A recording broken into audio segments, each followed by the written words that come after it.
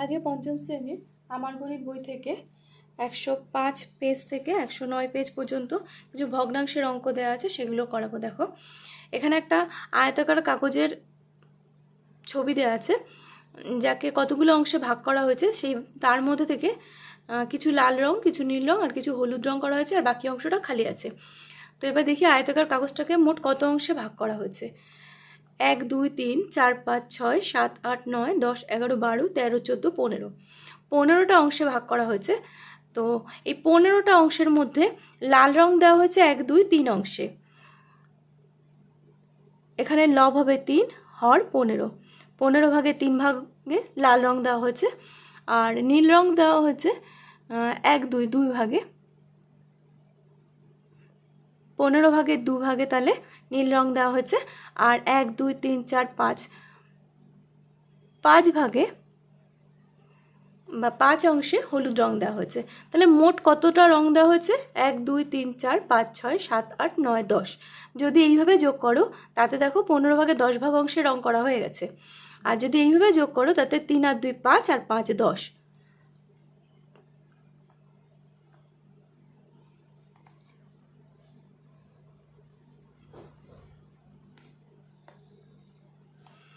এবার রং করতে বাকি আছে কতটা অংশ? 1 2 3 4 5, 15 ভাগের 5 ভাগ রং করতে বাকি আছে। পরে দেখো একটা ছবি দেয়া আছে, একটা বৃত্তাকার কাগজ। তো সেই বৃত্তাকার কাগজটাকে মোট 1 2 3 4 5 6 7 8 8 ভাগে ভাগ করা হয়েছে। তার 2 ভাগকে লাল রং দেওয়া হয়েছে, 1 2 3 ভাগকে হলুদ রং দেওয়া হয়েছে, আর 1 ভাগকে নীল রং দেওয়া হয়েছে। তাহলে দেখো এখানে সমস্যাটা লিখতে বলেছে। তো সমস্যাটা লিখলে হচ্ছে, একটি বৃত্তাকার কাগজের 8 ভাগের 2 ভাগ অংশে লাল রং করা হয়েছে, 8 ভাগের 1 ভাগ অংশে নীল রং দেওয়া হয়েছে, আর 8 ভাগের 3 ভাগ অংশে হলুদ রং দিয়েছি। তাহলে মোট কতটা অংশ রং দেওয়া হয়েছে? 1 2 3 4 5 6, 6 ভাগে রং দেওয়া হয়েছে। তাহলে 8 ভাগের 6 ভাগে যদি রং দেওয়া হয়েছে, বাকি কতটুকু আছে?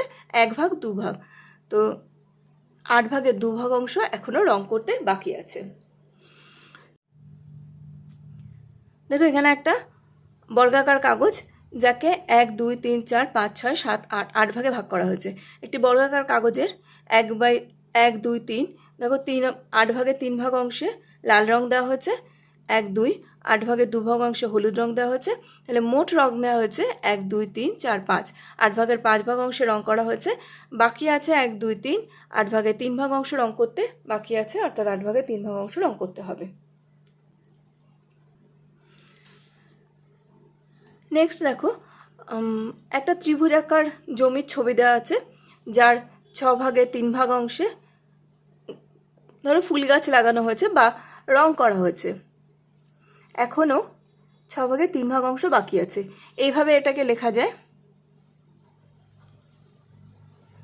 আবার একটা ত্রিভুজাকার জমির 6 ভাগের 1 2 3 4 5 6, 6 ভাগের 1 ভাগ অংশে লাল রং, 6 ভাগের 1 ভাগ অংশে কমলা রং এবং 6 ভাগের 1 ভাগ অংশে নীল রং করা হয়েছে। তাহলে মোট রং করা হয়েছে 6 ভাগের 3 ভাগ অংশে, আর বাকি আছে এখনো 6 ভাগের 3 ভাগ অংশ। পরে দেখো একটা আয়তাকার জমির ছবি দেওয়া আছে, যাকে 1 2 3 4 5 6 7 ভাগে ভাগ করা হয়েছে। তো একটি আয়তাকার জমি 7 ভাগের 1 অংশে লাল রং দেওয়া হয়েছে, 7 ভাগের 1 অংশে বেগুনি রং দেওয়া হয়েছে, ধরো এটাকে বেগুনি ধরলাম, আর 7 ভাগের 1 ভাগ অংশে হলুদ রং করা হয়েছে। তাহলে মোট রং করা হয়েছে কতটা? 1 2 3, 7 ভাগের 3 ভাগ অংশে রং করা হয়েছে। তাহলে এখনো রং করতে বাকি আছে 1 2 3 4, 7 ভাগের 4 ভাগ অংশ এখনো রং করতে বাকি আছে।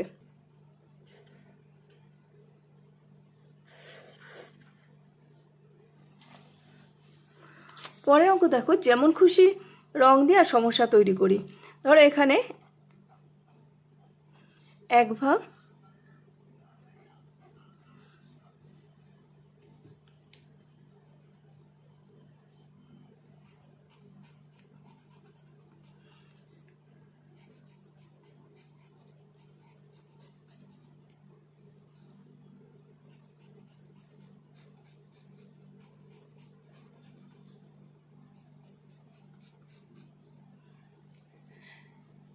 এখানে একটা দেখো বর্গাকার কাগজের টুকরো আছে, যাকে 1 2 3 4 5 6 7 8 9 10 11 12 13 14 15 16 17 18 18 ভাগে ভাগ করা হয়েছে। যে 18 ভাগের দুভাগ অংশে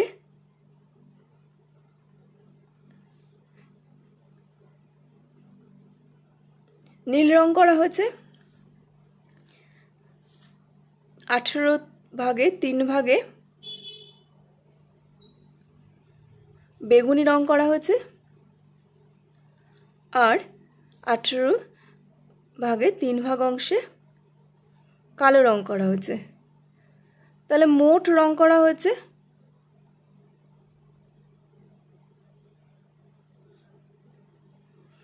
তো মোট রং করা হয়েছে কত অংশে?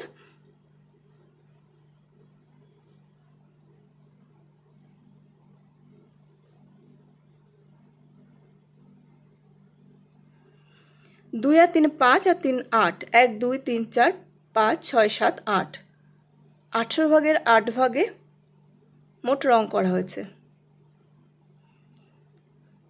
তাহলে বাকি আছে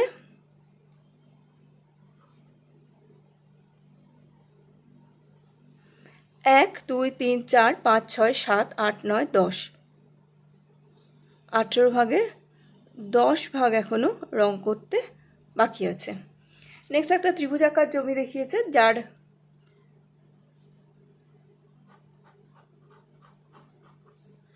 যে মানে ত্রিভুজাকার জমিটাকে 1 2 3 4 4 ভাগে ভাগ করা হয়েছে। তো তার এক অংশে নীল রং করা হয়েছে, এক অংশে বেগুনি রং করা হয়েছে, আর এক অংশে কালো রং করা হয়েছে। তো এখনো বাকি আছে কতটা রং করতে? আর এক অংশ। যেহেতু এটা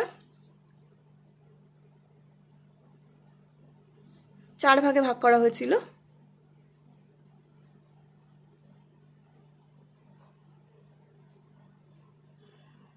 চার ভাগের 1 ভাগ অংশে নীল রং করা হয়েছে, 4 ভাগের 1 ভাগ অংশে বেগুনি রং করা হয়েছে,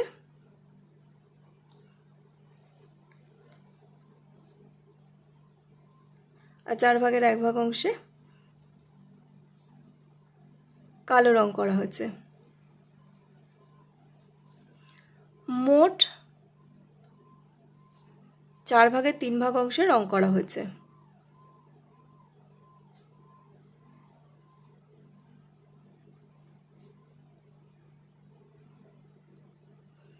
তাহলে রং করতে বাকি আছে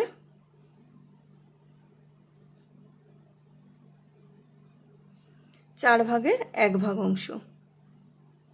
দেখো এই অংশটা শুধু রং করতে বাকি আছে।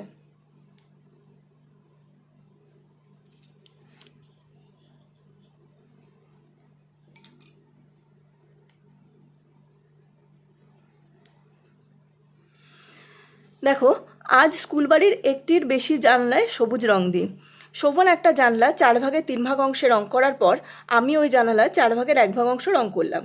দুজন মোট রং করলাম তাহলে 3/4 অংশ যোগ 1/4 অংশ। এবার 3/4 অংশ যোগ 1/4 অংশকে যোগ করে দেখো, যোগ করলে 3 আর 1 4, 4/4 অংশ হবে। কাটাকাটি করলে 1 আসবে, অর্থাৎ সম্পূর্ণ জানালাটা রং করলাম দুজনে মিলে। পরের দিন শোভন আর একটা একই রকম ওরকম আর একটা জানলার হাফ অংশ রং করলো, মানে 2 ভাগের 1 ভাগ অংশ। আমি বাকি হাফ অংশ রং করলাম। এবার দেখো সেটা কি করে দেখাচ্ছে। পুরো জানলা মানে 1 অংশ বিয়োগ এই শোভনেরটা, মানে শোভন যেটা রং করেছিল 1/2 অংশ। তো এখানে কিছু নেই, মানে এটা ধরে নাও 1 আছে। 1 আর 2 এর যদি লসাগু করি 2ই বেরোবে। তো 2 বেরোলে এখানে কিছু, এখানে 1 ধরলে 2 1কে 2, 1 দিয়ে 2কে ভাগ করলে 2 বেরোচ্ছে, সেই 2 দিয়ে আবার লবকে গুণ করলে 2 1কে 2। এখানে 2কে 2 দিয়ে ভাগ করলে 1 বেরোচ্ছে, 1 1কে 1। তো 2 এর থেকে 1 বাদ দিলে 1/2 অংশ, অর্থাৎ হাফ শোভন করেছে, হাফ আমি রং করেছি।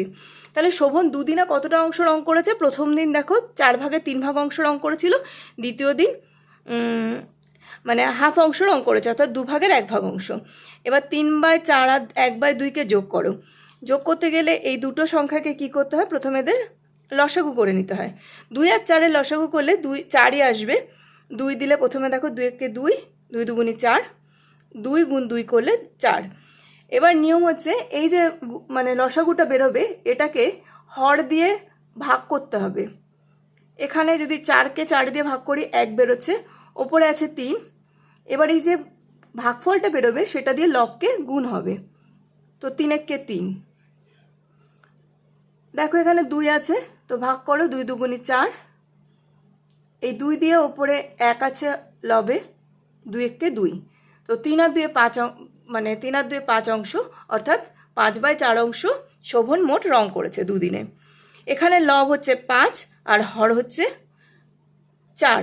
ভগ্নাংশের ওপরের অংশটাকে লব বলা হয়, নিচের অংশটাকে হর বলা হয়। এখানে ওপরে যেহেতু 5 আছে, নিচে 4 আছে, যখন লব হরের থেকে বড় হয় সেটা একটা অপ্রকৃত ভগ্নাংশ হয় এবং এটাকে তখন আমরা পূর্ণ সংখ্যায় নিয়ে যেতে পারি।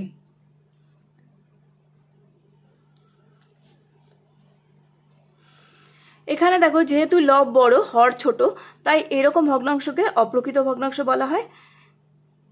অর্থাৎ শোভন সমান 4 ভাগের 4 ভাগ কাজ করলেও আরও সমান 4 ভাগের 1 ভাগ কাজ করলো, অর্থাৎ শোভন একটা সম্পূর্ণ কাজ করেও আরও 4 ভাগের 1 অংশ বেশি কাজ করেছে। এখানে লব বড় হরের থেকে। প্রকৃত ভগ্নাংশের ক্ষেত্রে আমরা পেয়েছিলাম লব ছোট হর বড়। যে ভগ্নাংশের লব বড় হয় হর ছোট হয় তাকে বলা হয় প্রকৃত ভগ্নাংশ। যে ভগ্নাংশের লব ছোট হবে হর বড় হবে তাকে বলা হবে প্রকৃত ভগ্নাংশ। আর যার লব বড় হর বড় নয়, মানে হর ছোট, তাকে বলা হয় প্রকৃত ভগ্নাংশ নয়, অপ্রকৃত ভগ্নাংশ।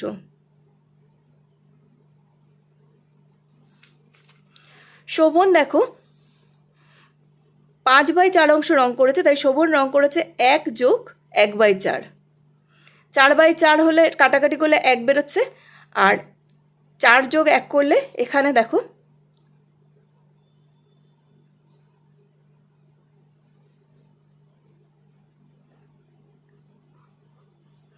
এটা কাটাকাটি হয়ে গেলে 1/1 যোগ 1/4, তাই শোভন 1 যোগ 1/4 অংশ কাজ করেছে।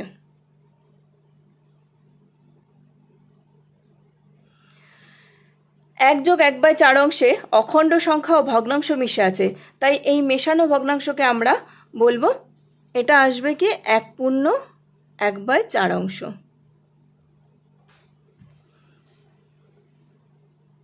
9/7 একটি অপ্রকৃত ভগ্নাংশ। এখানে একে মেশানো ভগ্নাংশ বা মিশ্র ভগ্নাংশে নেবার চেষ্টা করি।